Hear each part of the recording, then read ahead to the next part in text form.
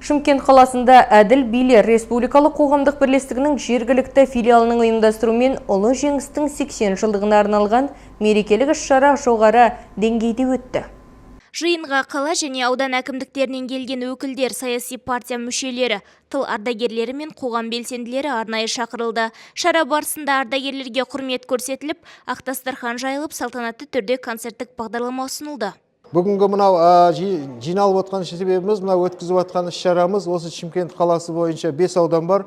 5 ауданнан да шамамыз келгенше тыл ардагерлерін шақырып, ол кісілерді құрмет көрсетсек, бүгін бір іс-шара алдарында бір концерт көрсетіп, азғантай болса да бір көңілін көтерсек деген мақсатта бүгін жиын өткізіп жатырмыз іс-шара. Иә, бүгінгі таңда бүгін соғыстың біткеніне 80 жыл мерекесіне орай бүгін жиналып отырмыз, ал бұлайша біз ай сайын осындай іс-шараларды көп өткізіп тұрамыз. Қандай да тақырып болмасын, мынау әкімшілікпен бірге ардагерлермен осы қаламыздың өркендеп өсуіне барлық сала бойынша тығыз байланыста жұмыс жасап жатырмыз. Мынау бүгінгі таңда қала бойынша Аманат партиясы бар, Халық партиясы, саяси партиялар бар.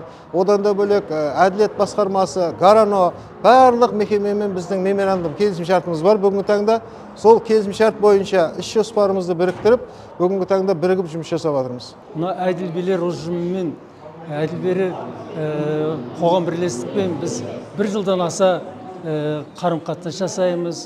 Мынау былай айтқанда қала бойынша 1000-нан астам қоғам бірлестіктері бар. Соның ішінде енді ең белсенді мынау халықтың жағдайын біліп, мәселелерін көтеріп, қанша қалада басқармалар бар, солармен байланыс жасап, өте көп, өте керекті жұмыс жасап жатыр. Сол жағынан мен өз басым қуаныштымын. Осындай жағы Әділ билермен бірге істесуге жоспарлар көп. Ең бірінші мақсат міне өзіміздің Шымкент қаламыз өркендеуге, дамуға. Өркен Абдыреев сұрапыл соғыс кезінде небәрі 10 жаста болған. Ол сол жылдары аштықтан қатты зардап шегіп, тіпті бидайдың сабағын азық еткенін айтады. Ол енді ойласаң, шашың ағарып кетеді. Біз көшеде атжарықта да түсіп қалған, комбайнер жүріп кеткен жерде түсіп қалған бидайдың, күріштің сабақтарын жетістіріп күн көрдік. Үлкен көдеуге болған комбайннан қалған шөптерді сілкіп келесі жылы. Сілкісек астынан бір жерін жинайды екен. Қарайып кеткен, көгеріп кеткен күріштердің қалдықтарын үйге әкеп пешке салып кептіріп, қолмен келіге түйіп, тазалап сөйтіп жеген күндеріміз болған. Ол күндерді ойлаудың өзі адамды өте жылатып жіберетін жағдай болды. Әкелеріміз әскерге кетті, жетім қалдық, мектеп жоқ. Керек болса біздің мектебімізді жерде отыратын, жерде оқып отырдық. Қағаз жоқ, шарш жоқ.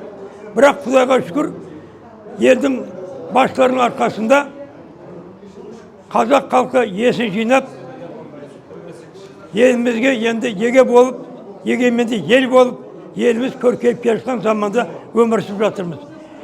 Біздің келешегіміз өте мықты, еліміз өте бай мемлекет. Сондықтан байлығымызды халқымызды